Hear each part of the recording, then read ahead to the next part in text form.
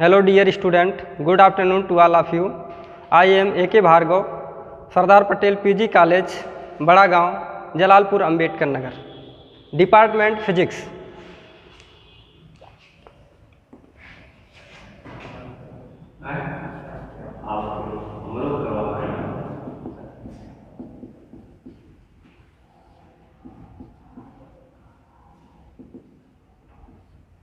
Now we discuss about the physics. Starting point physics के बारे में आज आप लोग को स्टार्टिंग से बताया जाएगा। फिजिक्स देखा जाए तो फिजिक्स साइंस का एक पार्ट है। Physics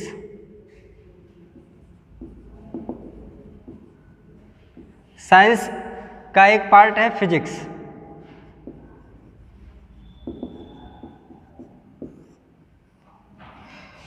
what do you mean by physics? Physics से आप क्या समझते हैं? सबसे पहले बीएससी फर्स्ट ईयर में आपको सिलेबस बताने से पहले मैं जो है ओरिजिन ऑफ द फिजिक्स यानी कि फिजिक्स की उत्पत्ति किस तरीके से हुई है उसके बारे में आज डिस्कस करेंगे। उसके बाद आपको बीएससी फर्स्ट ईयर में कितने पेपर आपको स्टडी करना है, किस पेपर में क्या स्टडी करना है, उसके बाद आपको बताएंगे। Now discuss physics. फिजिक्स शब्द की उत्पत्ति जो हुई है फ्यूसिस शब्द से हुई है। फिजिक्स शब्द की उत्पत्ति फ्यूसिस शब्द से हुई है। फ्यूसिस शब्द से हुई है जिसका इट मीन्स नेचर। इसका मतलब क्या होता है? नेचर यानी कि प्रकृति। फिजिक्स में प्रकृति के बारे में स्टडी किया जाता है यानी कि प्राकृतिक घटनाओं के बारे में स्टडी जो किया जाता है वही क्या होता है? आपका फिजिक्स होता है। यहाँ पे देखिए फिजिक्स के कई पार्ट आपको बताए जाते हैं। फिजिक्स क्योंकि यहाँ पे जो है फिजिक्स अगर देखा जाए तो इसका सिलेबस बहुत शार्टली नहीं होता है, जिसकी वजह से इसको क्या करते हैं हम कैटेगराइज करके स्टडी करते हैं। In which first is quantum mechanics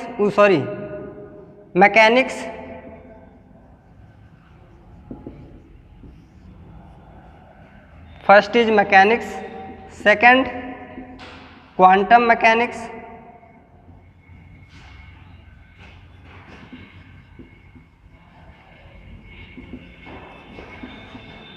third electromagnetic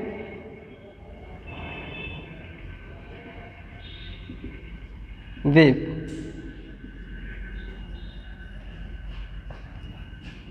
mechanics क्या होता है, क्वांटम मैकेनिक्स क्या होता है, इलेक्ट्रोमैग्नेटिक वेव क्या होता है, इसके बारे में आपको जब सब्जेक्ट स्टार्ट किया जाएगा तो वहाँ पे आपको बताया जाएगा।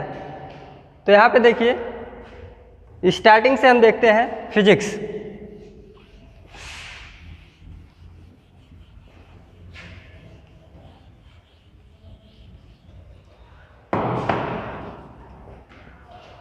फिजिक्स में एक चीज़ और जनरली क्या होता है? फोर्स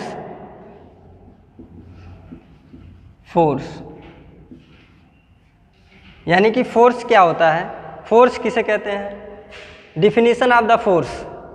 तो देखिए क्या होता है, फोर्स को हिंदी में क्या कहते हैं? बल। बल के बारे में आप लोग को स्टार्टिंग से ही बताया जाता है। जब आप स्टार्ट करते हैं 9th में आते हैं जैसे या क्लास 8 से ही बताया जाता है बल क्या होता है। तो यहाँ पे देखिए बल क्या होता है? बल वह कारक होता है जो किसी वस्तु की अवस्था में परिवर्तन कर दे और परिवर्तन करने का प्रयत्न करता है।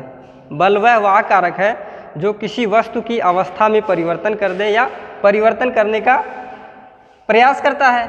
तो यहाँ देखिए फंडामेंटल, यहाँ पे जनरली क्या पूछा जाता है? फंडामेंटल फोर्सेस, मूल बल क्या होते हैं। यहाँ से क्वेश्चन भी पूछा जाता है, ऑब्जेक्टिव क्वेश्चन, क्योंकि बीएससी फर्स्ट ईयर में अगर देखा जाए तो आपके तीनों पेपर जो होते हैं ऑब्जेक्टिव होते हैं। तो इसमें से फंडामेंटल फोर्सेस आपसे पूछ लेता है फंडामेंटल फोर्स क्या होता है। तो यहाँ देखिए आपके 4 फंडामेंटल फोर्सेस हैं। In which first is gravitational force,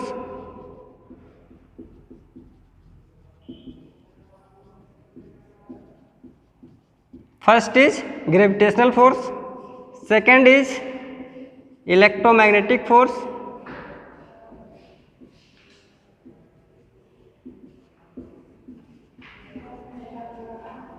third is weak nuclear force,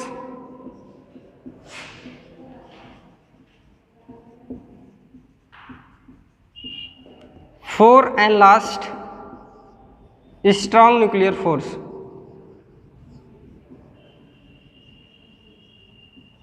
strong nuclear force.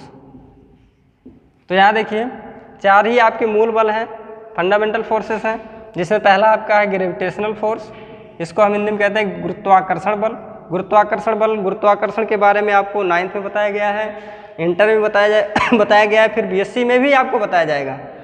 Second क्या है आपका इलेक्ट्रोमैग्नेटिक फोर्स, विद्युत चुंबकीय बल।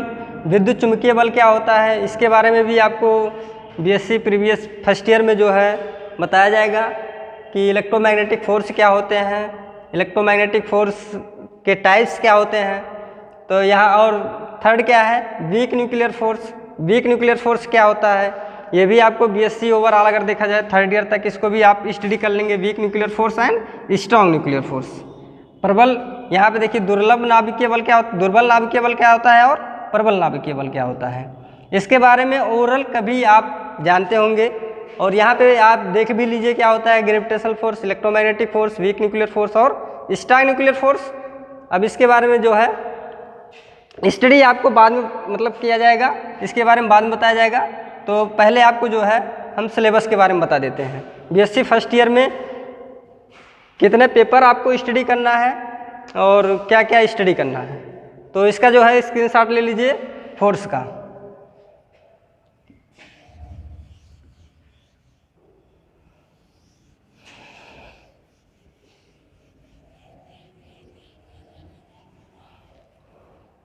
Now we again discuss syllabus of BSc first year subject physics, in which first paper is mechanics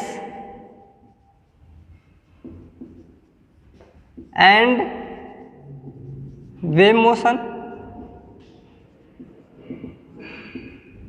second is kinetic theory and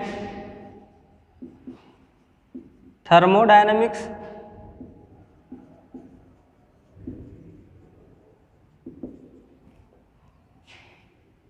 third paper is simple circuit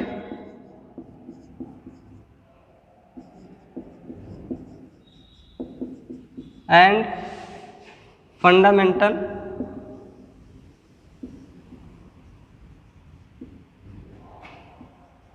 electronics.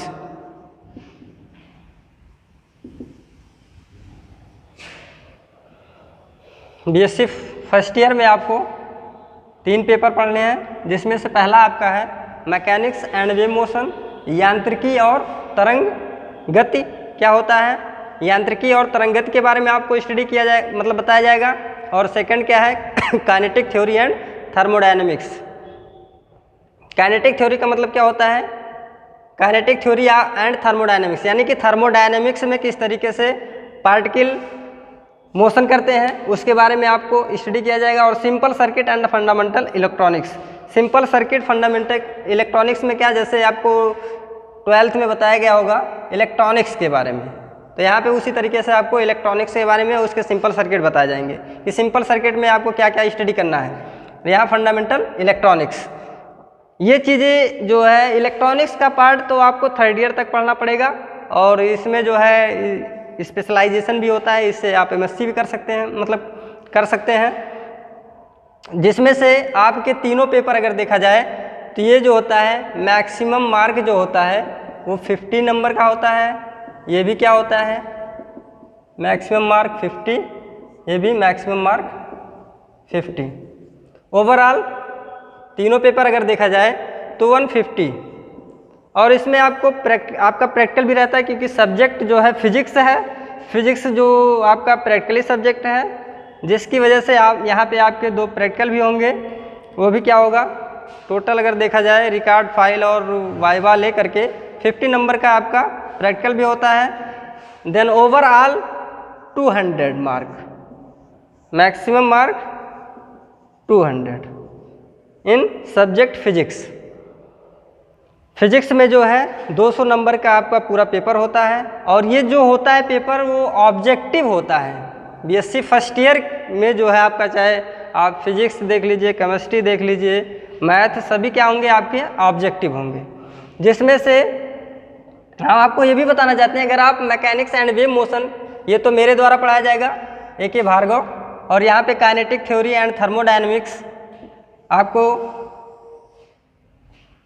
Manish Yadav ji बताएंगे, और यहाँ simple circuit and fundamental electronics जो है ये आपको दोनों paper खत्म होने के बाद कंबाइन स्टडी करवाया जाएगा। तो यहाँ देखिए एक चीज़ अब आपको और बताना चाहता हूँ कि आप जो है mechanics and wave motion study करने के लिए सबसे पहले आपको ध्यान क्या देना है, जब आपका ऑनलाइन क्लास चलता है तो आपके पास सबसे पहले क्या होना चाहिए, बुक होना चाहिए, कॉपी होना चाहिए, पेन होना चाहिए, तभी आप जान पाएंगे कि आपको पढ़ना है, किस तरीके से पढ़ना है। तो यहाँ देखिए मैकेनिक्स एंड वेव मोशन के लिए हम आपको बता दे रहे हैं, JP अग्रवाल की बुक ले लीजिए, JP अग्रवाल, और JP अग्रवाल की ले लीजिए या RK अग्रवाल की, JP अग्रवाल की या RK अग्रवाल की बुक ले लीजिए। काइनेटिक थ्योरी एंड थर्मोडायनेमिक्स के लिए आपको मनीष सर बताएंगे। Simple circuit and basic electronics के आप ले लीजिए VK मेहता। VK मेहता की जो बुक है वो आपको MSc लेवल तक भी काम देगा, इसलिए simple circuit and fundamental electronic के लिए आप ले लीजिए VK मेहता की बुक। जब तक आपके पास बुक नहीं रहेगा तब तक आप कुछ नहीं जान पाएंगे, इसलिए सबसे पहली बात जो है आपके पास क्या होना चाहिए, बुक होना चाहिए। तो यहाँ देखिए स्टार्टिंग से अगर देखा जाए मैकेनिक्स एंड वेव मोशन,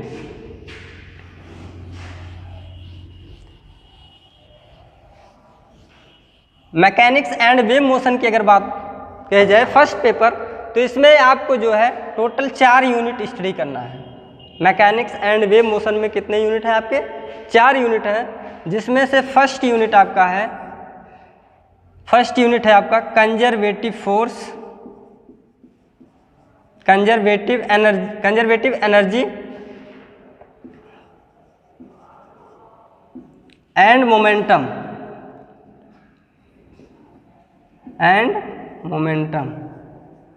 और इसको ये भी कह सकता है conservation of energy, conservation of energy and momentum. ये तो आपका फर्स्ट यूनिट है। सेकेंड यूनिट क्या है आपका, सेकेंड यूनिट जो है आपका rotational dynamics and elasticity.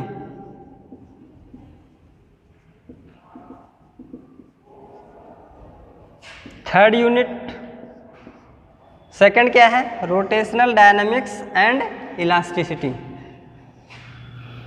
Third unit आपका जो है motion under central force.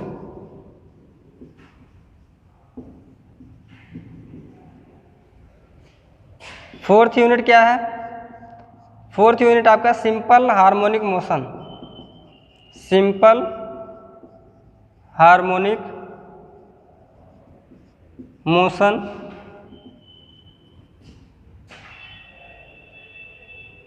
And wave, simple harmonic motion and wave. Overall 4 unit in BSc first year, subject first physics, mechanics and wave motion first paper, in which first unit conservation of energy and momentum, second unit rotational dynamics and elasticity, third unit motion under central force and four और last unit simple harmonic motion. और इसको generally कह सकते हैं आप, इसको हम SHM भी कह सकते हैं, SHM, सिंपल हार्मोनिक मोशन में वर्ड यूज किया जाता है SHM। तो इसलिए जो है, तो ये आपके चारों यूनिट हैं, इसका आप स्क्रीनशॉट ले लीजिए। और जो है नेक्स्ट जैसे हम आपको conservation of energy and momentum starting से बताएंगे। Thank you.